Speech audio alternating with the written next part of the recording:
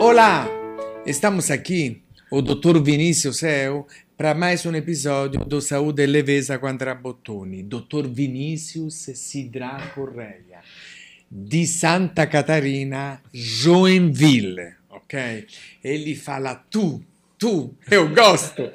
Aí, este médico, ele é médico oftalmologista e antes fiz também a residência de cirurgia geral. Ele, tendo terminato oftalmologia, fiz também um fellowship in oculoplastia, vias lacrimais e órbita. E hoje, a sua área de atuação, não? A maioria dos seus atendimentos e dos procedimentos que você realiza é justamente nesta área, correto? Correto. A maioria dos pacientes que eu atendo realmente é pacientes com queixas, tanto estéticas como reconstrutivas, como oncológica. Eu acabo fazendo muito tumor também, da região periocular e ocular. Obrigado. E aí você atualmente divide a sua atuação profissional entre o estado de Santa Catarina e o estado de São Paulo, correto? Sim, atualmente eu divido, né? Atendo tanto em Santa Catarina como em São Paulo. Ok. Por isso nós vamos tentar abordar aqui um pouco saúde ocular e qualidade de vida. Nós já conversamos um pouco, por isso, por que você escolheu a oftalmologia como especialidade médica? A oftalmologia, talvez é um duvidoso, né? Porque é enviesado, que eu gosto do que eu faço. Eu gosto muito de ser oftalmologista. Eu sempre falo isso. É uma área que ela une a resolutividade, porque o paciente, na maioria das vezes, quando ele sai do consultório, ele tem um plano ou uma resolução na mão. Seja um óculos, seja uma indicação de uma cirurgia, ou um exame para elucidar alguma queixa que ele tem. Então, é uma área que ela é muito resolutiva. Quem faz cirurgia, geralmente gosta de ter uma resolutividade maior, mais rápida. É diferente de áreas como o reumato. Sim. Que é tanto quanto ou mais complexo que o oftalmo, vamos dizer, mas é uma área que é um pouco... a resolutividade... Sim, a dinâmica é diferente. A dinâmica é diferente. Então, e ela une duas coisas que eu gosto muito. Eu tenho paixão por operar, eu sempre tive. Meu sonho sempre foi ser cirurgião. Quando eu entrei na faculdade, eu sabia que ia ser cirurgião. E ela une consultório. Quando eu fiz cirurgia geral, uma coisa que eu tinha falta era consultório. Porque eu gosto de falar com o paciente. Eu gosto de aconselhar o paciente. Eu gosto de ouvir o paciente. Tanto que a minha consulta não é uma consulta rápida. Eu não atendo em 5 nem em 10 minutos. A minha consulta demora muito mais. Por quê? Porque eu parto do pressuposto que ouvir o paciente é muito importante. Porque, na verdade, eu tenho que resolver a queixa dele, não o que eu acho que ele tem. Né? Então, o consultório, quem é cirurgião raiz, como fala, né, sabe que às vezes a gente passa muito mais tempo no centro cirúrgico, no bloco cirúrgico, do que no consultório. E a oftalmo não. A oftalmo, ela une você consegue, essas duas coisas. É quase um clichê falar isso, porque todo mundo sabe que é tipo otorrino, oftalmo, tem essa ligação. Mas eu acho que o consultório oftalmológico, ele tem uma resolutividade que talvez tu não tenha tanto em outras áreas. Entende? Entendi. E eu te pergunto, por gentileza, qual é a relação entre saúde ocular e qualidade de vida? A partir do momento que um paciente não enxerga, ele perde talvez os maiores dons que ele tem. Né? Tem uma experiência perceptível aqui em São Paulo, que é um jantar sem luz. Se alguém puder participar, é quase claustrofóbico. Porque quem enxerga e não enxergar por 1 hora é uma sensação terrível. Todo mundo que trabalha nesse jantar não tem visão.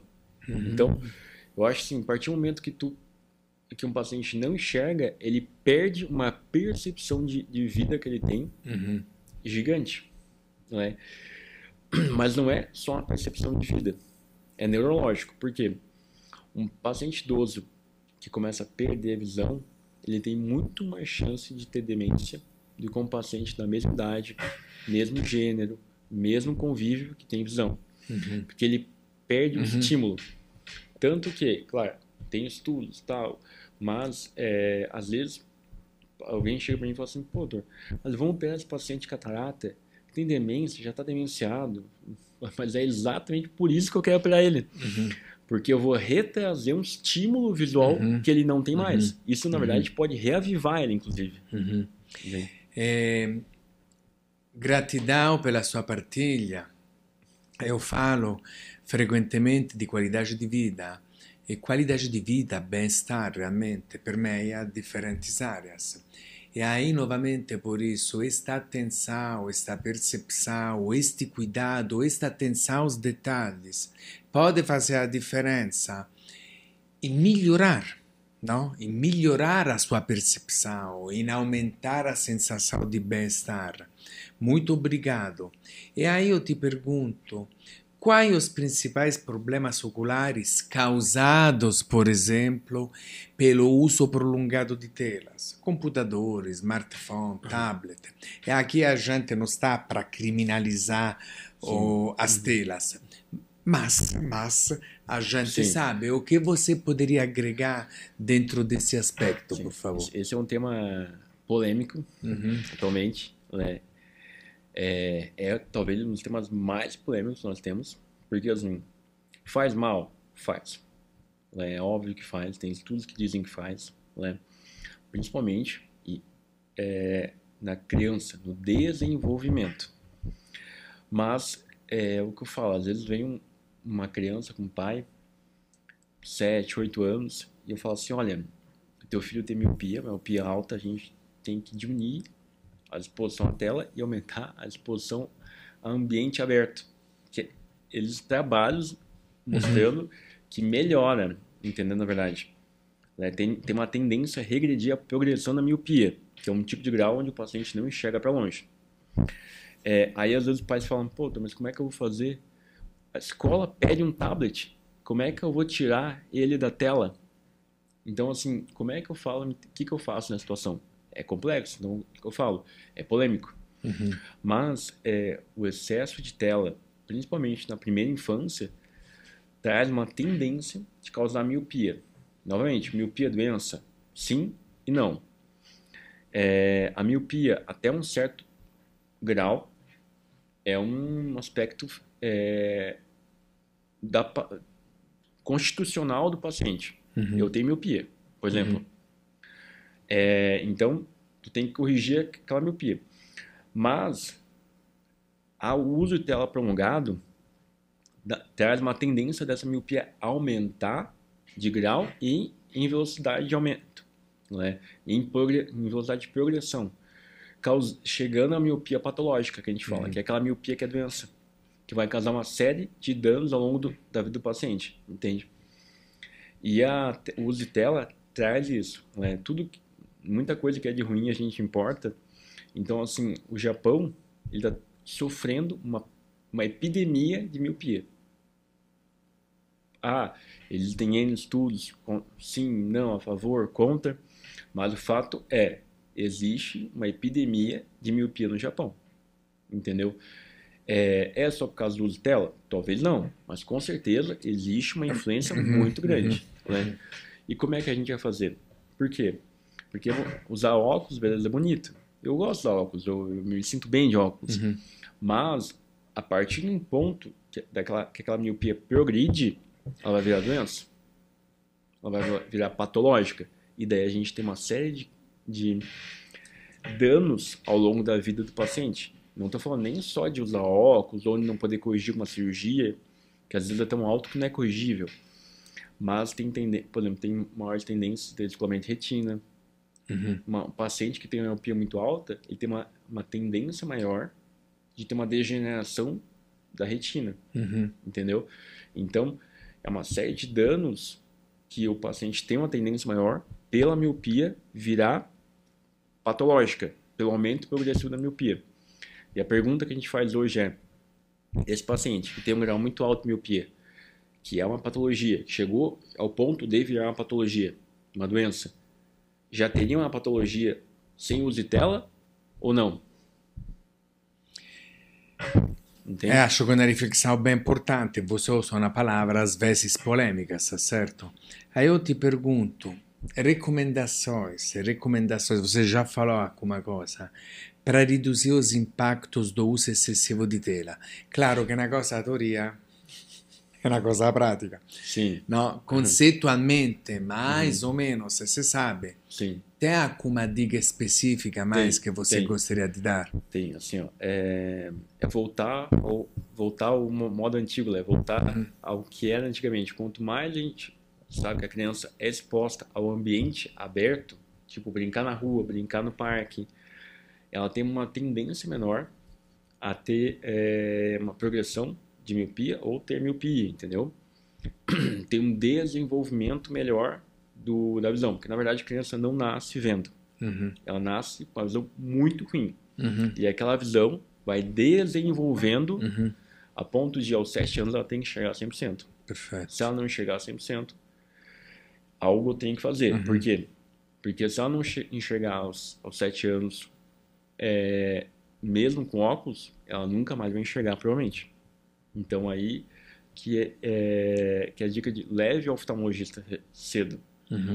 Não é uma demanda que é necessária, é importante. Inúmeras vezes a gente pega algum paciente com 14, 10, 18 anos, o paciente tem uma visão muito ruim. Por quê? Porque ele tinha um grau, esse grau não foi corrigido na infância antes dos 7 anos. Depois de 7 anos, o eixo neurológico fecha e eu não consigo mais desenvolver esse eixo neurológico de visão. O paciente fica com a visão naquele estado para sempre. Obrigado.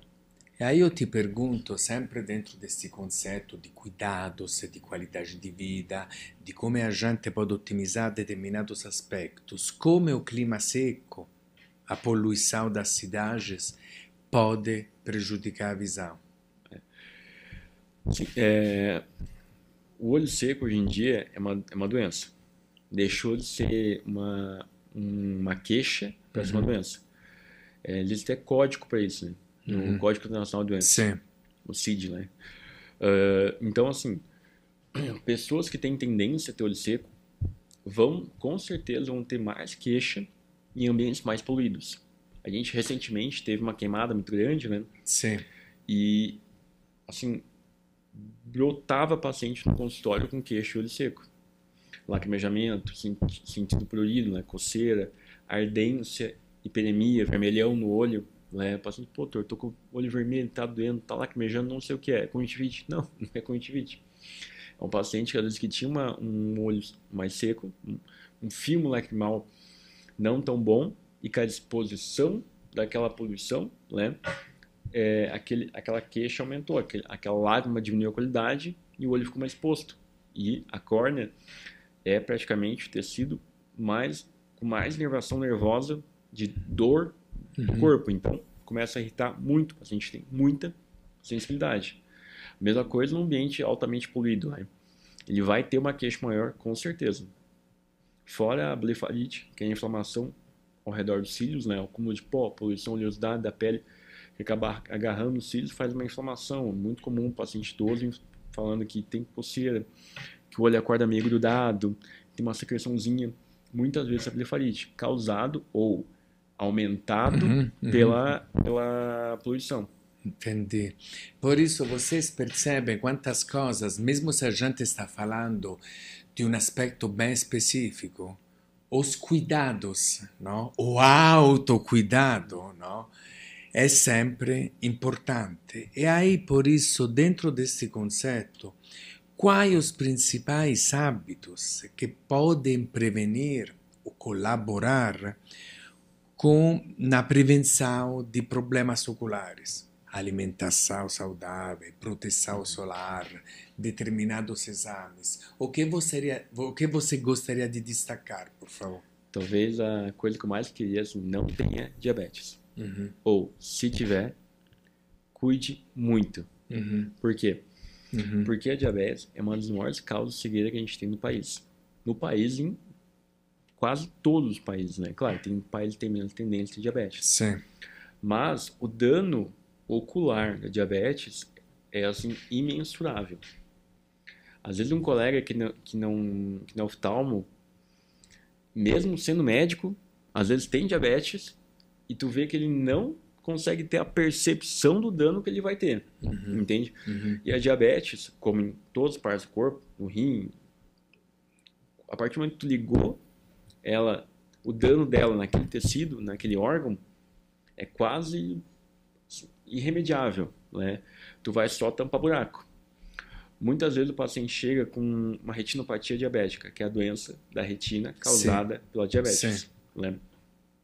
E o paciente já chega ali com hemorragia no fundo do olho, com microaneurisma, que é um dos principais sinais, né? E eu falo, pô, como é que a gente vai tratar, doutor? O que eu faço para tratar? Eu falo, primeiro tratamento, tratar diabetes. O segundo é tratar diabetes. O terceiro é tratar diabetes. O quarto é tratar diabetes. O quinto é tratar diabetes. Tudo que eu for fazer aqui, da oftalmologia, é para tampar o buraco de tu não tratar diabetes.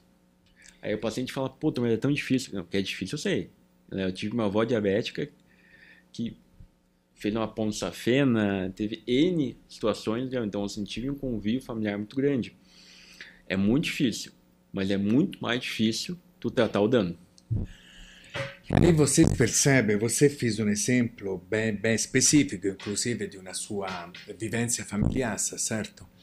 É óbvio que falar geralmente um pouco mais simples é quando a pessoa tem uma determinada situação, um desafio, uma dificuldade, ovviamente só ela sabe o que ela passa. Mas quando a gente tenta resgatar o conceito de autocuidado, quando a gente pensa o que eu posso fazer para me cuidar mais, e não apenas aquelas proibições, em uma doença como diabetes, especialmente se você consegue cuidar a partir do diagnóstico, você consegue minimizar uma série de fatores. Entre ter e não ter a doença, é melhor não tê-la. Mas um tipo de doença que, se você é bem atendido, se você se engaja, você consegue se manter compensado e automaticamente você pode retardar muito, até mesmo nunca se acontecer, determinadas complicações que são inerentes a esta patologia de base que é o diabetes. Você citou justamente a retinopatia diabética, mas evidentemente existe a nefropatia, existe uma série de outras coisas ligadas ao diabetes. Isso não significa, como o Dr. Vinícius disse, que é simples. Só que quando você diz que eu vou fazer, cuida do diabetes, do diabetes, do diabetes e do diabetes. Por quê? Porque aquilo que aconteceu, como você pode minimizar outros efeitos, tem que passar necessariamente pelo cuidado no diabetes, correto? Correto. Eu tenho dois exemplos que foram muito marcantes para mim. Um faz tempo, um foi recente. Tem um amigo meu, é ortopedista. Quando eu era residente de cirurgia geral, ele fazia plantão comigo. Ele tinha diabetes tipo 1. Diabetes tipo 1, a pessoa já, assim, não foi uma escolha dela. Ela nasceu praticamente com aquilo ali. Então, uma pessoa que tem diabetes tipo 2, que desenvolveu pelos hábitos de vida e pela tendência genética, às vezes vai ter diabetes com 40, 50 anos, 35. Então vai ter uns 20, 30 anos para frente. Vai ter consequências lá com 50, 60 anos, talvez. A pessoa que tem diabetes tipo 1, ela tem as consequências com 20, 30 anos de vida. É muito diferente. Só que esse meu amigo, ele tem uma vida super regrada. Ele malha, a alimentação dele é controlada. É chato? É óbvio que é chato.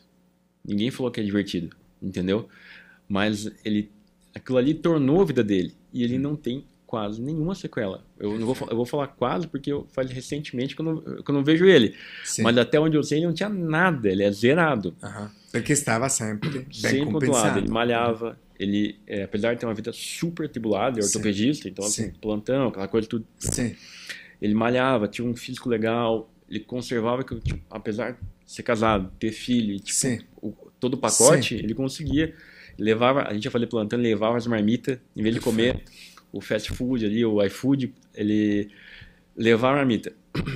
E Eu tenho um outro paciente que, recentemente, eu atendi com descolamento na retina dos 2 olhos. É uma coisa, assim, de muito difícil controle. Por quê? Porque o descolamento foi devido à diabetes. Só que ele já tinha 70 e poucos anos e cuidava muito mal daquilo, né? E ele me perguntou assim, pô, doutor, mas como é que eu cuido? Eu falei, o senhor tem que, assim, vou mandar o senhor para endocrinologista e tal, mas fora a parte emergencial, que a gente vai ter que operar de emergência agora e tal, mas eu falei, o senhor tem que pedir, fazer uma comida mais adequada para o senhor, fazer atividade física, né?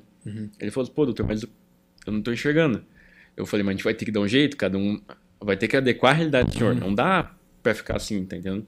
Aí ele falou assim, mas eu moro sozinho. Eu falei, então a gente vai ter... O senhor mora onde? Ele falou, mora numa casa, assim, então eu falei, o senhor conhece a casa do senhor? Conheço, consigo dar até de olho fechado. Ou algo assim, para não falar que é mentira o que ele falou. Não lembro exatamente que ele já não enxergava muito bem, mas com a retina. Sim. Então o senhor conhece a casa do senhor? Ele falou, sim, conheço. Eu falei, então dê voltas na casa do senhor.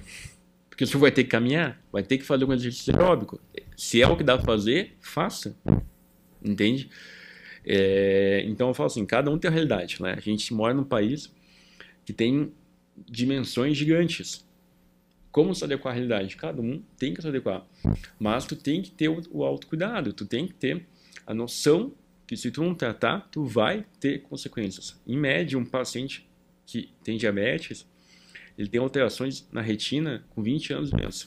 Já vai ter 80% dos pacientes com diabetes com 20 anos de doença terão alterações de retina. Mas isso vai muito do autocuidado. É óbvio que tem pacientes com diabetes que são mais agressivos, mais difícil de controle. Tem uma regulação ali de insulínica muito difícil, né? Mas se ele tiver um cuidado melhor, com certeza ele vai ver melhor, né? O meu sonho é que eu veja pacientes de diabetes morrendo de outra coisa, não diabetes. Porque é muito triste tu ver um paciente com 60, 70 anos sem enxergar porque perdeu a visão por causa da diabetes. Gratidão pelas suas partilhas, pelas suas alertas, pelas reflexões que você gerou. E aí encerramos com esta reflexão e com meu agradecimento. Muito obrigado. Eu que agradeço pelo espaço, pela conversa com o André e agradeço muito a oportunidade.